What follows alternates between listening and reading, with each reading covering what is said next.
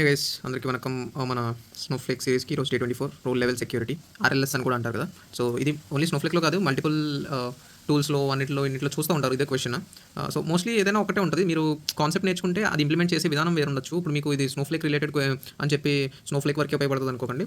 వేరేజ్ మీరు ఇది వినుంటే మీకు పవర్ బిఐ వాటిలో కూడా చాలా చోట్ల కనిపిస్తూ ఉంటుంది. ఇది రో లెవెల్ సెక్యూరిటీ అంటే ఏంటి అంటే, ఒక టేబుల్లో రోస్ ఉంటాయి, ఇట్లా రో 1 రో 2 రో 3 రో 4. ఇందులో నీకు కొన్ని ఎట్లా ఉన్నాయంటే క్యాన్సర్ పేషెంట్స్ డేటా అనమాట ఇది. Okay, cancer patients, HIV patients, okay, లేకపోతే ఫీవర్ పేషెంట్స్ ఇట్లాంటివి ఉన్నాయి. సో ఇవి కొంచెం ఓకే ఇష్యూ కదా. ఫీవర్ అంటే కొంచెం ఎవరికైనా ఇచ్చినా బాగానే ఉంటుంది ఈ రికార్డు. కాకపోతే కొంచెం డీప్ సెన్సిటివ్ డేటాలా ఉన్నాయి చూడు ఈ రెండు. సో ఈ రెండు అంత ఈజీగా ఎవరికి కనిపించద్దు, అంటే వేరే ఎవరికైనా కనిపించద్దు. రికార్డ్ కనిపించద్దు అంటే నిన్న మాట్లాడాను కదన్నా, మళ్ళీ కనిపించద్దు ఏంటి, నిన్న చెప్పావు కదా మాస్కింగ్ గురించి చెప్పావు కదా. అంటే మాస్కింగ్ అంటే ఇట్లా క్రాసింగ్ చేసేస్తుంది, డేటా ఉంటుంది ఆడికి. ఓకే, వీడికి ఏదో ఉంది రికార్డు. ఇప్పుడు రమేష్ అన్న అతనికి సమ్ ఎక్స్ ఇదేంటో తెలియదు ఆడికి, ఇట్లా మాస్క్ అయ్యి ఉంటుంది. లేదా వేరే వాల్యూ ఏమన్నా మాస్క్ అయిపోయి ఉంటుంది దీని ప్లేస్లో. అంటే సపోజ్ అతనికి ఏదో ఉందనుకుందాం, హెచ్ఐవి అన్నది ఉందనుకుందాం, దాని బదులు ఫేక్గా ఏదో ఒక వేరే డేటా అప్డేట్ చేసేయడమో అలాంటివి ఉంటాయి, అది మాస్కింగ్. కానీ ఇది రో లెవెల్ సెక్యూరిటీ ఏంటి అంటే రోస్ని రిమూవ్ చేసేస్తుంది.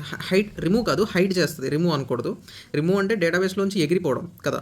కాకపోతే ఇది హైడింగ్ అనమాట. ఇంక ఈ రికార్డు కనబడదు. ఇప్పుడు ఎవరైనా సెలెక్ట్ స్టార్ ఫ్రమ్ ఈ టేబుల్ చేశారనుకోండి, వీళ్ళకి హెచ్ఐవి, క్యాన్సర్ ఈ రెండు హైడ్ అయిపోయి ఓన్లీ ఫీవర్ రికార్డ్ ఒకటే కనిపిస్తుంది అనమాట. ఓకే, సో ఇది role level security. Okay, so role level security can be implemented in Snowflake via using row access policy. Okay, so row access policy పెట్టుకుంటే కానీ వాడితే కానీ మీకు రో లెవెల్ సెక్యూరిటీ అన్నది ఆ పర్టికులర్ టేబుల్ మీద కానీ ఇంప్లిమెంట్ అవ్వదు. ఓకే, సో దానికి సింటాక్స్ ఏంటో చూపిస్తాను. సింటాక్స్కి వెళ్ళే ముందు దీంట్లో ఒక కీది మీరు ఐడెంటిఫై చేసుకోవడానికి ఏంటి అంటే, ఇప్పుడు ఒక టేబుల్ మీద రోల్ లెవెల్ సెక్యూరిటీ అంటే రో యాక్సెస్ పాలసీ అన్నది అసైన్ చేసావు అంటే, ఆ టేబుల్, ఇప్పుడు ఇది టేబుల్ ఏ అనుకుందాం, ఆ టేబుల్ మీద స్నోఫ్లేక్ ఏం చేస్తుంది అంటే ఒక సెక్యూర్ వ్యూ అంటే ఏంటో మాట్లాడాను నేను ఆల్రెడీ. వ్యూస్ చెప్తున్నప్పుడు వ్యూకి డిఫరెన్స్ ఏంటో చెప్పాను. ఏంటి అంటే జస్ట్ ఇందులో డీడీఎల్ కనిపించదు అనమాట. ఓకే, ఎవరైనా వచ్చి చెక్ చేస్తే షో వ్యూస్ లైక్ అని ఒక కమాండ్ యూజ్ చేసి చెక్ చేస్తే డీడీఎల్ కనిపించదు, వ్యూస్కి అయితే కనిపిస్తుంది. సో సెక్యూర్ వ్యూస్ అన్నది ఇది on top of this table. ఏ టేబుల్కి అయితే నువ్వు రో యాక్సెస్ పాలసీ అటాచ్ చేసావో, ఓకే, సో ఆ టేబుల్ పైన ఒక డైనమిక్ సెక్యూర్ వ్యూ. డైనమిక్ అని ఎందుకు అంటున్నానంటే, ఆటోమేటిక్గా నువ్వు క్రియేట్ చేయకుండా స్నోఫ్లేక్కి దానంతటా అది డైనమిక్ సెక్యూర్ వ్యూ ఒకటి క్రియేట్ చేస్తుంది. మనం డైనమిక్ సెక్యూర్ వ్యూ ఎట్లా క్రియేట్ చేస్తాం? Create are replace secure space view as select star from మన టేబుల్, మన వేర్ కండిషన్, మన ఈ రెండు రికార్డ్స్ని ఇగ్నోర్ చేసేటట్టు వేర్ కండిషన్. సో ఇట్లా సెక్యూర్ వ్యూ క్రియేట్ అవుతుంది డైనమిక్గా. నువ్వు రాయవు ఇది.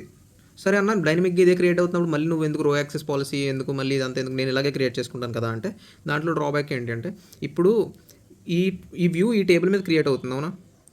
ఇప్పుడు ఒక యూజర్ ఉన్నాడు, వాడికి నువ్వు ఈ డేటా ఇవ్వాలనుకోవట్లేదు కాబట్టి వ్యూ క్రియేట్ చేసి ఇస్తున్నావు వాడికి. బై ఛాన్స్ వాడికి ఈ వ్యూ కాకుండా టేబుల్ యాక్సెస్ కూడా దొరికింది అనుకో, వాడికి ఏదో ఒక విధంగా డేటా అన్నది చదివేస్తాడు కదా. టేబుల్లో ఎట్లన్నా 3 రికార్డ్స్ ఉండిపోతాయి, వ్యూలో 1 రికార్డు, వీడికి దీని యాక్సెస్ దొరికితే చదివేస్తాడు కదా. సో ఇలాంటివి ప్రివెంట్ చేయడానికి, ఓకే, అండ్ ఆల్సో లైక్ ఇది స్టార్టింగ్లో ఈజీ ఉంటుంది వ్యూస్ క్రియేషన్.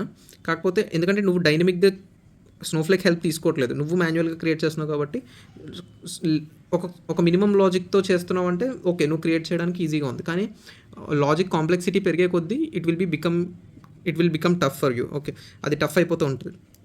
సో అందుకని రో యాక్సెస్ పాలసీని ప్రిఫర్ చేయాలి అని చెప్తున్నాను అనమాట. ఓకే, సో ఒకసారి సింటాక్స్ చూద్దామా రో యాక్సెస్ పాలసీ. కాకపోతే దీంట్లో సింటాక్స్ సేమ్ మనం నిన్న మాస్కింగ్ ఎలా ఉంటుంది, create are replace data mask అని చెప్పి అట్లా రాస్తున్నాం కదా. సో ఎట్లానే ఉంటుంది, కాకపోతే రిటర్న్ వాల్యూ అన్నది ఎప్పుడు బూలియన్ ఉంటుంది అనమాట దీనికి. ఇది ఎప్పుడు గుర్తుపెట్టుకోండి, రో లెవెల్ సెక్యూరిటీకి రిటర్న్ వాల్యూ బూలియన్, ఇంకేమీ పనిచేయవు అనమాట. నువ్వు వేరే ఏదో రిటర్న్ చేసేస్తాను ఆ రో యాక్సెస్ పాలసీ వచ్చాక అంటే పనిచేయవు. సో ఒకసారి సింటాక్స్ చూసి క్లోజ్ చేద్దాం ఇది.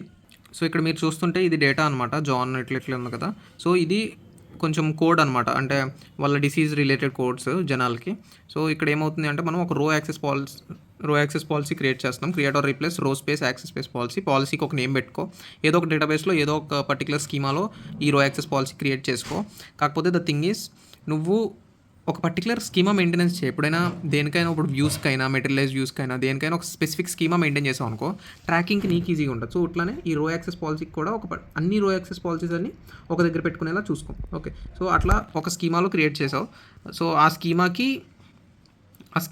స్కీమాకి మీ ఓడికి యాక్సెస్ ఉండాలి. ఇప్పుడు నువ్వు ఒక టేబుల్ క్రియేట్ చేసావు, ఒక టేబుల్ క్రియేట్ చేసి దానికి రో యాక్సెస్ పాలసీని అటాచ్ చేద్దాం అనుకుంటే నువ్వు వాడుతున్న ఏ రోల్తో అయితే ఆ టేబుల్ని క్రియేట్ చేసావో ఆ రోల్తోనే ఆ టేబుల్ని ఆల్టర్ చేయగలవు కదా. గ్రాండ్ పర్మిషన్స్ వేరే రోల్స్కుంటే ఓకే, కాకపోతే ఆ పర్టికులర్ రోల్తోనే ఏ రోల్తో టేబుల్ క్రియేట్ చేసావో ఆ రోల్తోనే ఆల్టర్ చేయగలవు. కాబట్టి ఆ ఆల్టర్ కమాండ్తోనే నువ్వు రో యాక్సెస్ పాలసీని అటాచ్ చేయగలవు అనమాట. అంటే ఆల్టర్ టేబుల్ నేమ్ మన యాడ్ దిస్ పాలసీ అని అటాచ్ చేయడానికి ఆల్టర్ కమాండ్తో చేయగలవు.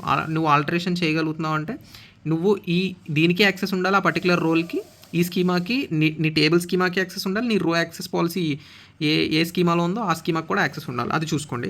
అండ్ నేను మాట్లాడుతుంది ఇప్పుడు ఈ పర్టికులర్ కాలం మీద, అంటే ఈ పర్టికులర్ కాలం బేసిస్ మీద నువ్వు ఆ హైడింగ్ అన్నది చేస్తున్నావు ఈ రో యాక్సెస్ పాలసీ వల్ల. ఓకే, సో ఎప్పుడైతే ఈ కోడ్ F70 అయింది అంటే ఫాల్స్ ఏంటి అంటే ఆ పర్టికులర్ రికార్డ్ ఇంక రిటర్న్ చేయకు అని.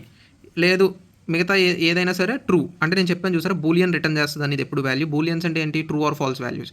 సో ఈ పర్టికులర్ రో యాక్సెస్ పాలసీ ఇది ఎప్పుడు కన్ఫ్యూజ్ అవ్వకండి, ఇది ఒక ఫంక్షన్ కింద ఆలోచించండి దీన్ని ఎప్పుడు. రో యాక్సెస్ పాలసీ అయినా మనం నిన్న మాట్లాడుకున్న డేటా మాస్కింగ్ అయినా దాని ఒక ఫంక్షన్ కింద తీసుకోండి. ఫంక్షన్స్లో ఏముంటాయి, ఫంక్షన్ నేమ్ ఉంటుంది, ఆర్గ్యుమెంట్ ఉంటుంది, రిటర్న్ టైప్ ఉంటుంది, లోపల లాజిక్ ఉంటుంది, రిటర్న్ వాల్యూ ఉంటుంది కదా.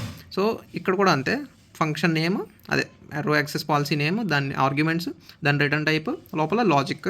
సో ఏదైతే రిటర్న్ టైప్ ఉందో అదే రిటర్న్ అవుతుంది, రైట్. నువ్వు మామూలుగా నేను ఇప్పుడు 70 ఉంది, F70.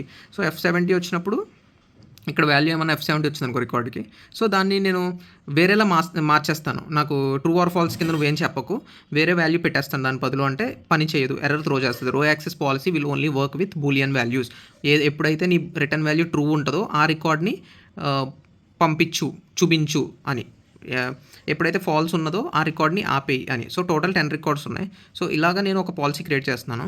సో ఈ మొత్తం టేబుల్లో నాకు F70 అన్నది సింగిల్ రికార్డ్ ఉంది, అంటే ఆ డిసీజ్తో ఒకటే పేషెంట్ ఇబ్బంది పడుతున్నాడు. మీకు ఆ రికార్డ్ కనిపించకపోవచ్చు ఈ టాప్ 5లో, కాకపోతే ఒకటే రికార్డ్ ఉంది. సో నేను ఎప్పుడైతే ఈ పాలసీని ఈ టేబుల్కి అటాచ్ చేశానో, ఓకే ప్రస్తుతానికి పాలసీ క్రియేట్ చేస్తున్నాను, అటాచ్ చేయడం చూపిస్తాను ఆగండి.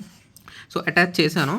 ఈ పాలసీ అటాచ్మెంట్ వల్ల ఈ టేబుల్లో 10 రికార్డ్స్ బ్యాక్ ఎండ్లో ఉన్నాయి, కానీ చూపించేది మాత్రం 9 రికార్డ్స్. ఓకే ఇంకోండి. So alter table name, add row access policy on column. ఇది నీవు ఏదైతే మనం క్రియేట్ చేస్తున్నప్పుడు ఇచ్చిన కాలం, ఆర్గ్యుమెంట్లో ఇచ్చిన కాలం, అదే కాలం ఇది.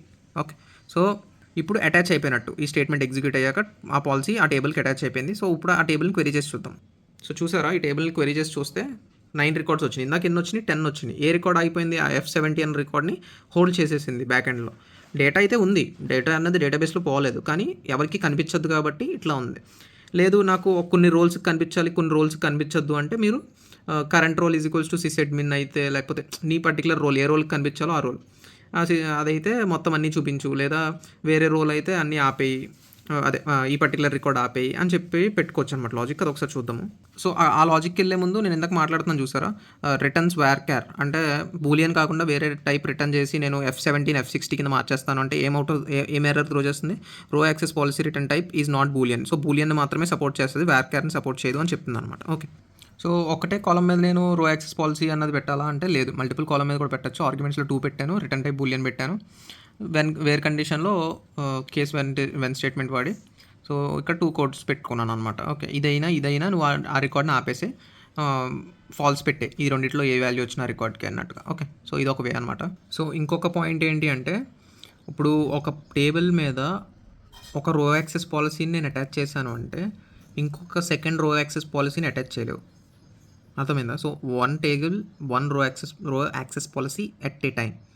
నువ్వు సెకండ్ ఏదో కొత్త పాలసీ అటాచ్ చేద్దామని తీసుకొస్తే పాత పాలసీని డ్రాప్ చేసి, ఈ డ్రాప్ కమాండ్ యూజ్ చేసి కొత్త దాన్ని యాడ్ చేయాలి. Okay, that is the process. ఇది కూడా ఒక పాయింట్ గుర్తుపెట్టుకోండి, బూలియన్స్ గురించి గుర్తుపెట్టుకోండి.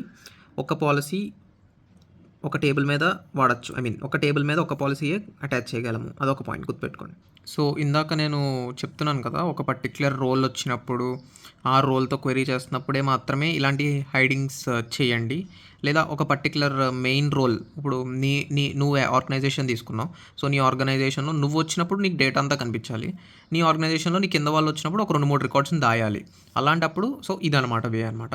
సో, ఎట్లా అంటే సేమ్ పైన స్టేట్మెంట్ అయితే కామన్ రిటర్న్స్ బూలియన్ వరకు. కేస్ స్టేట్మెంట్ దగ్గరే నీ లాజిక్ మారుతది. సో, 2 కేసులు వచ్చినాయి చూడండి. ఇది ఎట్లా తీసుకోవాలంటే మీరు ఇఫ్ ఎల్స్‌లా తీసుకోండి. ఇది ఇఫ్ అనుకోండి. ఇది ఎల్స్. దాంట్లో మళ్ళీ ఎల్స్ వచ్చాక నెక్స్ట్ ఇంకో కొత్త ఇఫ్. ఓకే. ఇంకో కండిషన్ రాయడానికి. సో, ఏంటంటే ఇఫ్ నా కరెంట్ రోల్ నేను సిస్ అడ్మిన్ ఇప్పుడు నీ రోల్ పేరు మెయిన్ ఇప్పుడు మీ ఆర్గనైజేషన్ గురించి మాట్లాడితే నీ పేరు అనుకో. మై నేమ్ అన్నది రోల్. ఇప్పుడు కరెంట్‌గా ఎవరైతే ఈ సెలెక్ట్ స్టేట్మెంట్ రన్ చేశారో ఈ పాలసీని అటాచ్ చేస్తావు కదా నువ్వు ఆ టేబుల్‌కి. సో, ఆ టేబుల్ మీద ఎవరైతే సెలెక్ట్ స్టేట్మెంట్ రన్ చేశారో సో, అప్పుడు ఈ రో యాక్సెస్ పాలసీకి వచ్చి కరెంట్ రోల్ ఏంటి అన్న కండిషన్ చెక్ చేసుకుంటది. ఓకే. రోల్ వచ్చేసి మై నేమ్. ఓకే. సరిపోయింది బానే ఉంది. ఇక్కడ మై నేమ్ అని రాయాలి నువ్వు. Okay. Then true. Okay. Records అన్నీ ఇచ్చేయి. ట్రూ. లేదు మై నేమ్ కాదు ఏదో నీ నీ ఎంప్లాయీ నేమ్ వచ్చింది. సో, ఎల్స్ కండిషన్‌లోకి వెళ్తుంది. సో, ఎల్స్ కండిషన్‌లో ఇఫ్ ఎంప్లాయీ వచ్చాడు కాబట్టి ఫస్ట్ ఇఫ్ ఆ పర్టిక్యులర్ సెలెక్ట్ చేస్తున్నప్పుడు ఫస్ట్ రికార్డ్‌లో ఈ కాలమ్ అన్నది ఈ ఐసీడీ కోడ్ అన్నది F70 ఉంటే దాచేయి ఇవ్వకాడికి.